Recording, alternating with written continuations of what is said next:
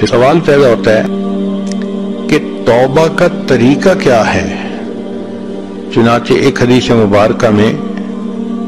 توبہ کا طریقہ بتلایا گیا۔ سیدنا صدیق اکبر عنہ اس کی روایت کرتے ہیں، نبی علیہ السلام نے ارشاد فرمایا ما من رجل یذنب ذنب ثم یقوم فیتطہر ثم یصلی رکعتین ثم یستغفر اللہ غفر اللہ لہ، کہ جس بندے نے کوئی گناہ کر لیا اس کو چاہیے کہ وہ اچھی طرح وضو کرے، پھر 2 رکعت صلاۃ التوبہ کے پڑھے، پھر اس کے بعد اللہ تعالیٰ کے سامنے استغفار کرے، اللہ تعالیٰ اس کے گناہوں کو معاف فرما دیتے ہیں۔ چنانچہ کس انداز سے توبہ کرنی چاہیے؟ حدیث مبارکہ میں ہے کہ جو بندہ دل کی گہرائیوں سے نادم ہوتا ہے اللہ تعالیٰ اس کی توبہ کو قبول کرتے ہیں۔ فرمایا الندم توبۃ، کہ دل میں نادم اور پریشان ہونا اس سے توبہ ہو جاتی ہے۔ بنی اسرائیل کے ایک نوجوان کا عجیب قصہ ہے، میں اکثر یہ سناتا ہوں تاکہ ہمیں پتہ چلے کہ ہمیں اللہ تعالیٰ سے معافی کیسے مانگنی چاہیے۔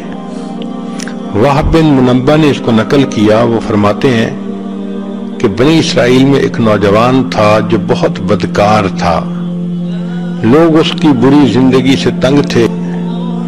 بہت سمجھاتے تھے مگر وہ کسی کی سنتا ہی نہیں تھا۔ بستی والے بہت تنگ ہو گئے اور ایک دفعہ انہوں نے سوچا کہ اب اگر اس نے گناہ کیا تو ہم اس کی پٹائی بھی کریں گے اور اس کو بستی سے نکال بھی دیں گے، یہ یہاں رہنے کے قابل ہی نہیں، یہ تو دوسروں کے بگڑنے کا ذریعہ بن جائے گا۔ چنانچہ وہ نوجوان کچھ عرصہ تک گناہوں سے بچا رہا، پھر گناہ کر بیٹھا۔ اب بستی والا نے اس کی خوب پٹائی کی اور دھکے دے دے کے ہیوملیٹ کر کے اس کو شہر سے نکال دیا۔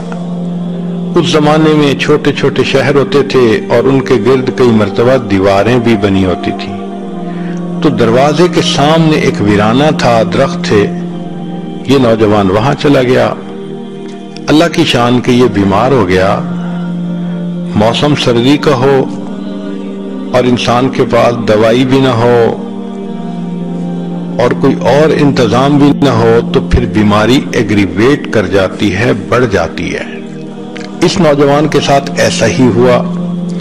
چنانچہ اس کی بیماری بڑھ گئی حتیٰ کہ اس کی موت کا وقت آ گیا۔ جب یہ فوت ہوا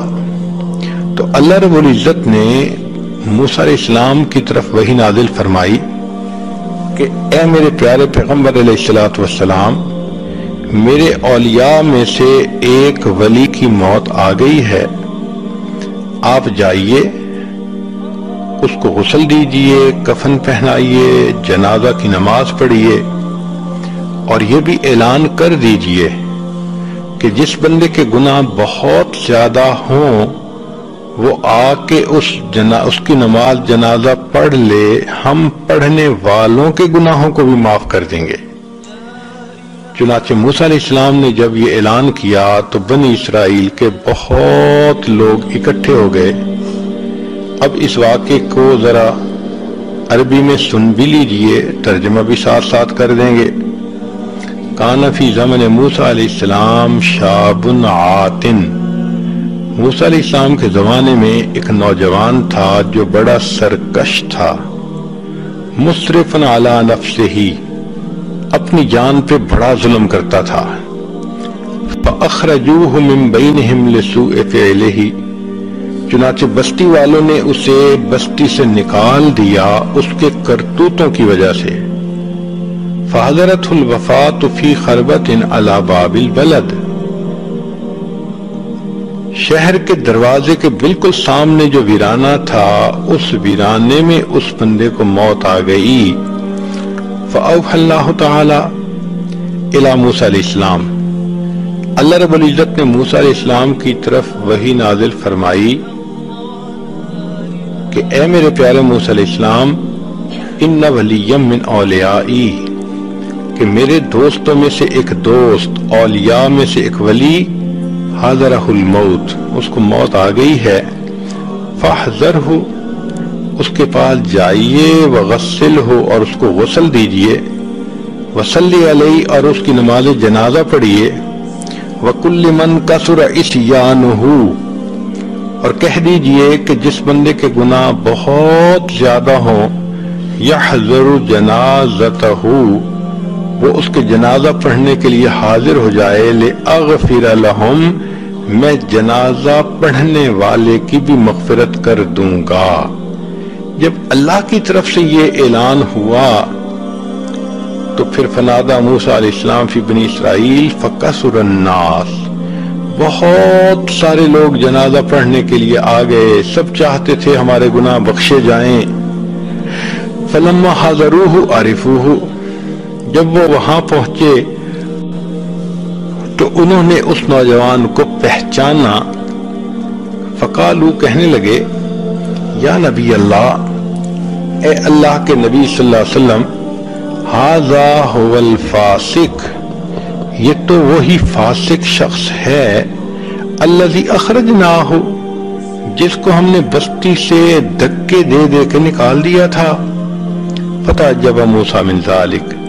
موسیٰ علیہ السلام بھی اس بات پہ بہت حیران ہوئے۔ فأوحى اللہ الیہ،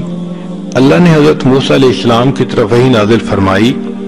صدقوا وہم شہدائی، اے میرے پیغمبر اسلام، یہ لوگ سچ کہہ رہے ہیں مگر یہ اس بات کے گواہ ہیں،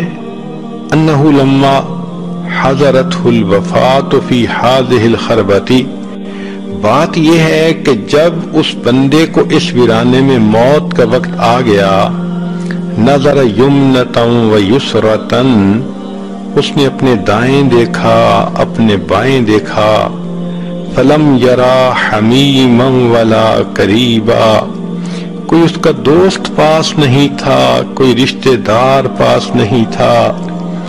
اس وقت اس نے یہ پکارا کہ اللہ، کوئی میرا یار ہوتا جو یاری کرتا، دلدار ہوتا دلداری کرتا،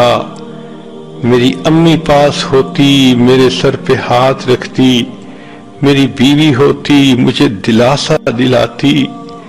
اللہ، نہ کوئی دوست ہے نہ رشتہ دار ہے، میں تنہا ہوں، اکیلا ہوں، ذلیل ہوں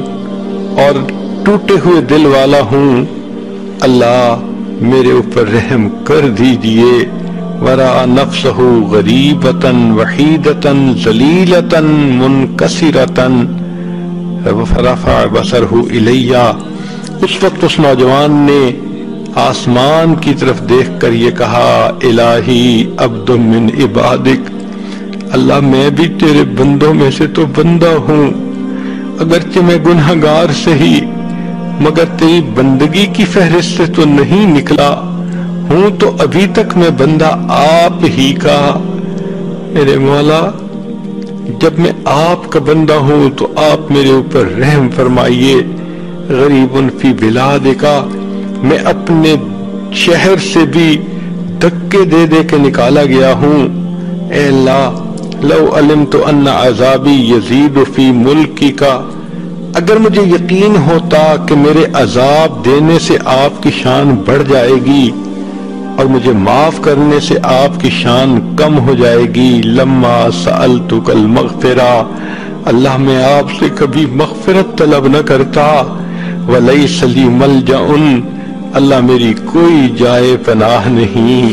ولا رجاء، کوئی امیدگار نہیں، الا انتا، سوائے تیرے۔ جس طرح بندہ کہتا ہے کہ اللہ میرا کوئی نہیں، اللہ تیرے سوا، اللہ میری امیدیں آپ کی ذات پر لگی ہیں،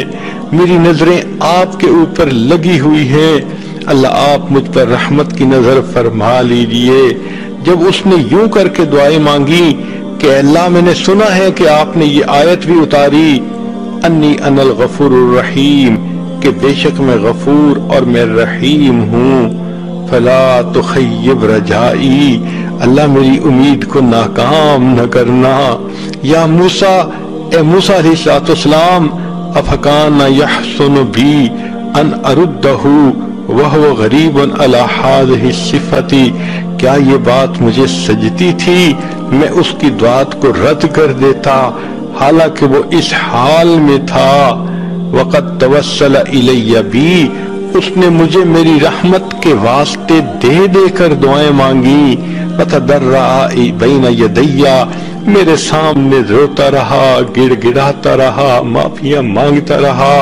وَعِزَّتِي، موسیٰ علیہ السلام مجھے اپنی عزت کی قسم ہے، لو سالنی فی المذنبین من اہل الارض جمیعا لوہبتہم لہو لذل غربتہ، اگر وہ نوجوان اس وقت ساری دنیا کے گناہ گاروں کی بخشش کا مجھ سے سوال کرتا، میں پروردگار ساری دنیا کے گناہوں کی بخشش بھی کر دیتا۔ اے موسیٰ علیہ السلام،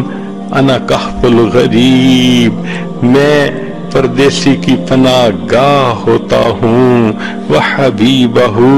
اور جس کا کوئی دوست نہیں ہوتا اس کا دوست میں ہوتا ہوں، وطبیبہ، اور جس کا علاج معالجہ کرنے والا کوئی نہیں ہوتا اس کی تیمارداری کرنے والا میں ہوتا ہوں، وراحمہ، اور جس پر کوئی رحم نہیں کھاتا اے موسیٰ علیہ السلام اس پر رحم کھانے والا میں ہوتا ہوں۔ یہ پروردگار اتنے کریم ہیں،